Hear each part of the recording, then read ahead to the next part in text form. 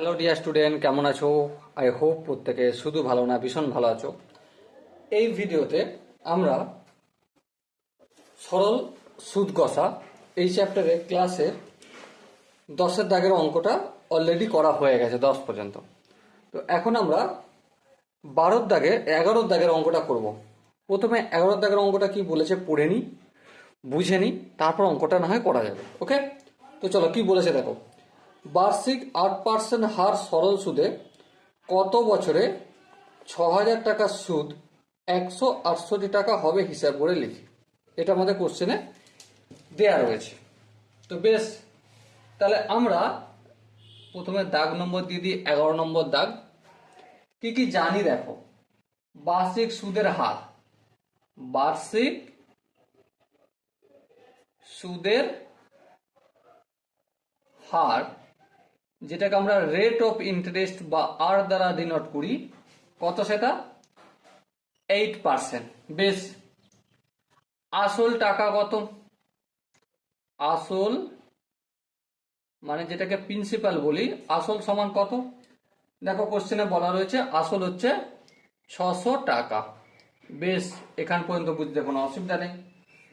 সুদ ইন্টারেস্ট যেটাকে আই দ্বারা ডিনোট করা হয় সেটা কত? 168, তাই তো? হ্যাঁ, 168 টাকা। নির্ণয় কি করতে হবে? সময় নির্ণয় করতে হবে, মানে কত সময়ে এটা হয়েছে। এবার সময়টা কি হবে? বছরে হবে। হ্যাঁ, কেন? কারণ এখানে বার্ষিক সুদের হার বলা হয়েছে, তার মানে বছরে পুরো জিনিসটা ক্যালকুলেট হবে। ওকে, চলো প্রথমে আমরা যে গোপন সূত্রটা সরল সুদের জানি সেটা একটু লিখে নিই। সেটা কি? সূত্রানুসারে I equal to PRT divided by 100। বেশ, এবারে I এর ভ্যালু কত? 168। হ্যাঁ, এই 168 লিখলাম। এই 100টা কিসের আকারে আছে? অবভিয়াসলি ভাগের আকারে আছে। তাহলে অপোজিট দিকে পাঠালে কি হয়ে যাবে? গুণের আকারে।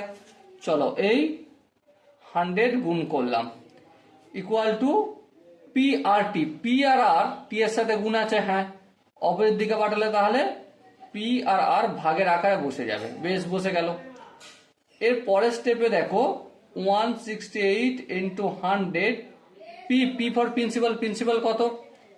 এই যে ওখানে লেখা আছে দেখো 600, 600 লিখলাম ইন্টু 8%, মানে এখানে রেট অফ ইন্টারেস্টের জায়গায় 8 লিখলাম ইকুয়াল টু টি হলো। এবার যদি আমরা একটু ক্যালকুলেশন করি, এই শূন্য এই শূন্য এই শূন্য এই শূন্য কাটবে। হ্যাঁ, 8 কে 8, 8কে আমরা 21 দিয়ে গুণ করলে 168 পাবো। তাহলে কি পেলাম? 21/6। তাহলে 21/6, 21/6 মানে 3 দুগুণে 6, 3 7 21।